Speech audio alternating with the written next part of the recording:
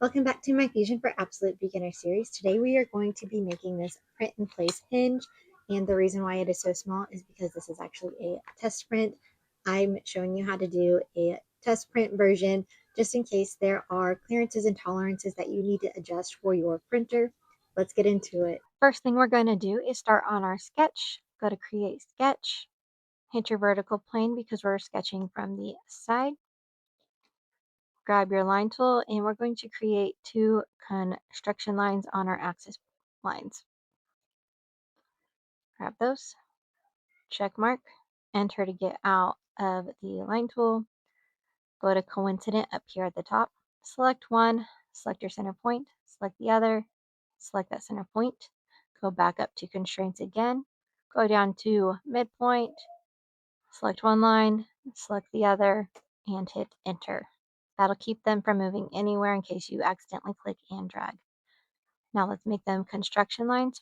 Click on one, hold down shift, click on the other, and hit X on your keyboard. And then to deselect, select off to the side. Next, we'll sketch our hinge. Grab your center point circle, center diameter circle, and I'm going to do a 14 millimeter circle. Hit enter, coincident, grab my vertical line, hit the center of my circle, grab my tangent up here under constraints, grab my circle, hit my horizontal line, and enter. Now I'll create one more construction line so I know where the top of my box and hinge is going to be. So make that line, hit that check mark, enter to get out of the line tool, select that line, coincident, hit the center of your circle, and enter. Select that line again, hit X to make it a construction line. Next, we'll sketch the lower half of our hinge.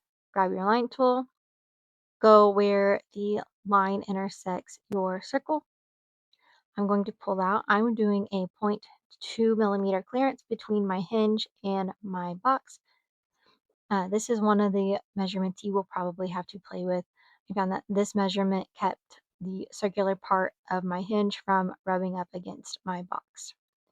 Then I'm going to start back on that point, drag straight down, make sure you have a 90-degree angle, and then go over to your circle and hit enter. Next, grab your tangent, select your diagonal line, select your circle, hit enter again, grab your sketch dimension, hit that line, hit your other, and make this a 55-degree angle. I'm doing 55-degree angle because that is a good angle for at least my printer for printing without supports. And hit escape to get out of the dimension tool. Grab your two-pointed rectangle, start on that construction line and drag down.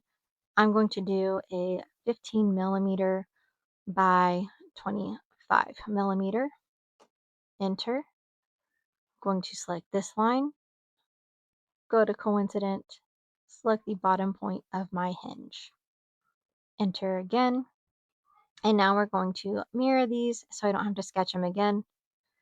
Mirror, double click one of the lines of your hinge, double click one of the lines of your box, make sure your object says 7 selected, and then mirror line, hit select, and select your center construction line you created. Hit OK and finish sketch. Now we're ready to extrude our hinge. So to do that, hit E on your keyboard for extrude. Select these 3 pieces of your hinge. And I'm going to do mine at 5 millimeters. And then hit OK. And I'm going to go around to the other side so we can create the divot. Create new sketch. Hit the back side of the piece you just created. Get your center diameter circle again. Start from the center. And I'm going to do 7 millimeters. So basically that was half the diameter I used for the other circle. Finish sketch. E for extrude. Grab that circle. And we're going to do this half the width that we made this one. So I did 5 millimeters there. Half of that is 2.5. And I also want to taper the angle in To make it go in, go to taper angle on your extrude box and type in -35. Make sure it says join, hit OK. Now let's go back around to the other side so we can see our sketch. E for extrude, and let's do the other part of our hinge. So grab the other half, so make sure you grab those two pieces, and then the other side. This time we're going to change start to offset, and we're going to offset it so it's on the other side of this one at 5 millimeters. Distance will be the same, 5 millimeters there. Change cut to new body, hit OK. For right now, let's hide our sketches because we are going to make a cutout for that circle. To do that, go up here to modify, hit combine. Your target body is what you're cutting into. A creator I saw not too long ago said, think of target body as your cake, tool bodies as your knife. So select your target body, that's your cake. Select tool bodies, that's your knife, what you're using to cut. Then you're going to change operation to cut and make sure keep tools is checked. And hit OK. Hide that first one, and you can see you have a perfect cut now. Next, we need to offset some faces to make sure there is clearance in between these two. So hide one of them, go to modify, offset face. I'm going to select these two flat ones first. I'm going to do -0.3, enter, and then instead of going back up to modify offset face, you can right click, repeat offset face, hit your cone. For the cone, I'm going to do -0.2. Enter. And those are numbers you have to play around with for what you think your printer will be able to do for the clearance and tolerance there. And then do the same thing to the other side. So hide the other one, bring back this one, repeat offset face, select those two, -0.3, enter, right click, repeat offset face one more time, select the cone, -0.2, enter. Bring that back, and now you can see you have your clearance there. So let's go ahead and mirror those. Create, mirror, to hide, make sure I know which side I want it to go this way. So just trying to make sure I know which way I'm going. Make sure your objects are selected to bodies. Select both of those. Mirror, I'm going to bring it around and select this back side and hit join.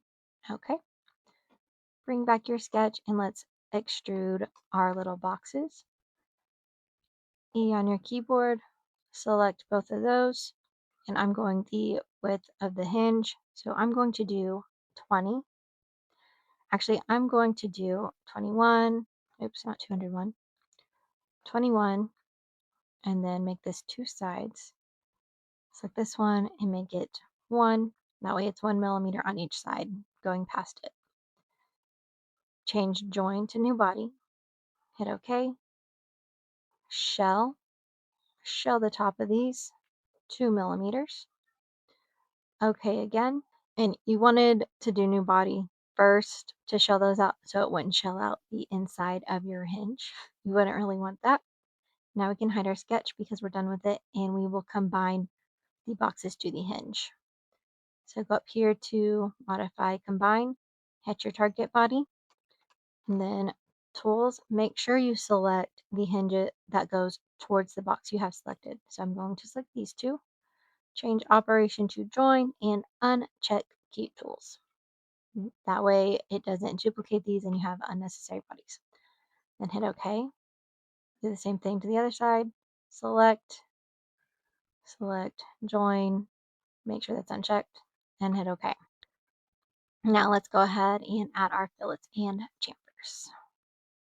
So I'm going to hide one, grab fillet, and zoom in to grab. And the general rule of thumb for the fillets around the hinges seems to be your nozzle times 2. I have a 0.4 nozzle, so I'm going to do 0.8. Hit OK, and then I'm going to do the other side too. Another thing is make sure you zoom in and get these tiny little ledges. I'm going to bring back the other and do my fillets around the corners. So now I'm just going to fillet the inside and outside. That lets me do one. It's just really small, so sometimes it won't let you do it. It doesn't like the geometry when it's this small.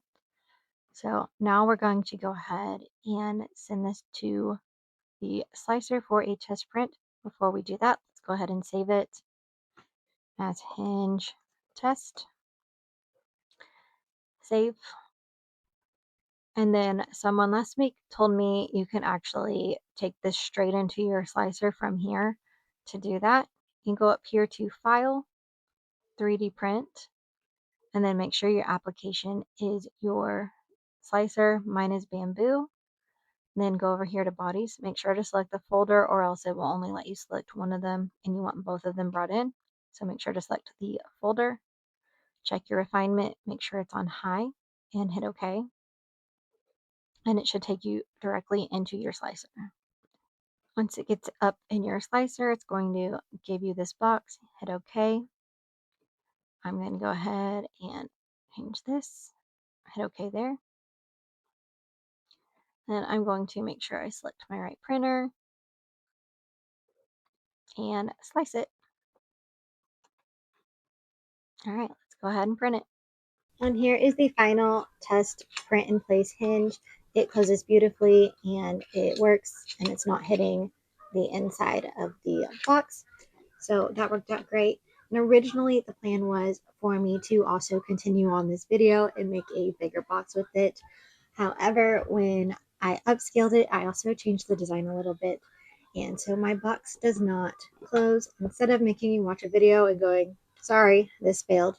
Next week, I'm going to do a video on making the big box, but troubleshooting all the problems that I had with this one. So figuring out why it's not closing properly because the hinge works great. Seeing if it's the lip I added, the placement of the hinges, etc.